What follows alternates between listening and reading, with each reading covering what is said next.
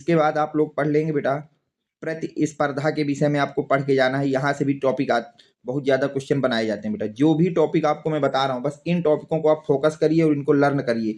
इसके बाहर से कोई भी क्वेश्चन आपसे नहीं पूछा जाएगा, इस बात को आप बिल्कुल निश्चित रहिए बेटा।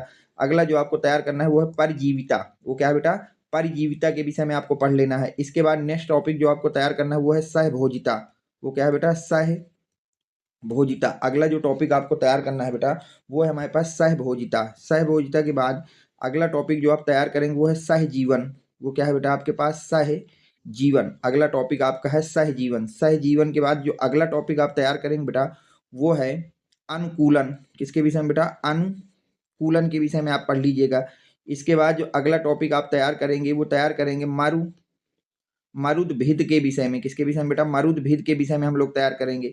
इसके बाद जो अगला टॉपिक हमको तैयार करना है वो तैयार करना है बेटा पर्यावरण के विषय में। किसके विषय में बेटा?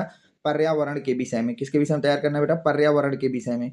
इसके बाद नेक्स्ट टॉपिक हमको तैयार करना है बेटा पारितंत्र के विषय में। किसके विषय में बेटा? पारितंत्र के विषय में। किसके विषय में तैयार करना है बेटा? पारितंत्र के विषय में। नेक्स्ट टॉपिक जो हमको तैयार करना है वो तैयार करना है बेटा पारितंत्र के घटक पढ़ लेना है कि पारितंत्र के कौन कौन से घटक होते हैं, इनको तैयार कर लीजिएगा बेटा।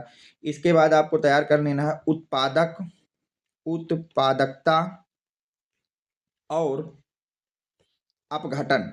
ये क्या होता है, इनको पढ़ लेना है बेटा। इस टॉपिक को भी ध्यान से पढ़ के जाइएगा। इसके बाद अगला जो टॉपिक आपको पढ़ना है वो है बेटा ऊर्जा प्रवाह। वो कौन सा बेटा?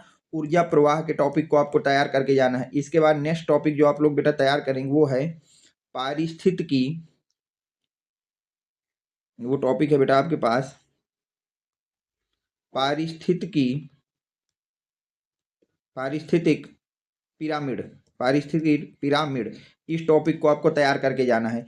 इसके बाद जो अगला क्वेश्चन आपको तैयार करना है बेटा टॉपिक नंबर 66, वो तैयार करना है जैव विविधता के विषय में आपको पढ़ लेना है। किसके विषय में पढ़ लेना है बेटा? जैव विविधता। जैव विविधता क्या होती है, इसको पढ़ लेना। इसके बाद नेक्स्ट टॉपिक आप पढ़ेंगे बेटा राष्ट्रीय उद्यान योजना क्या है, इसको आपको पढ़ के जाना है। यहाँ से एक सवाल आप फिक्स कर लीजिए कि राष्ट्रीय उद्यान से जरूर वो आपसे पूछेगा। इसके बाद जो आपको अगला टॉपिक पढ़ना है वो पढ़ना है बेटा तप्त स्थल के विषय में। किसके विषय में बेटा? कि तप्त स्थल क्या होते हैं, इसके विषय में आप तैयार कर लीजिएगा बेटा।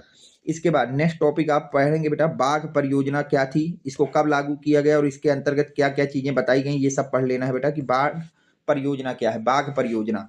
ठीक है बेटा। इसके बाद जो नेक्स्ट टॉपिक आप तैयार करेंगे वो टॉपिक है आपके पास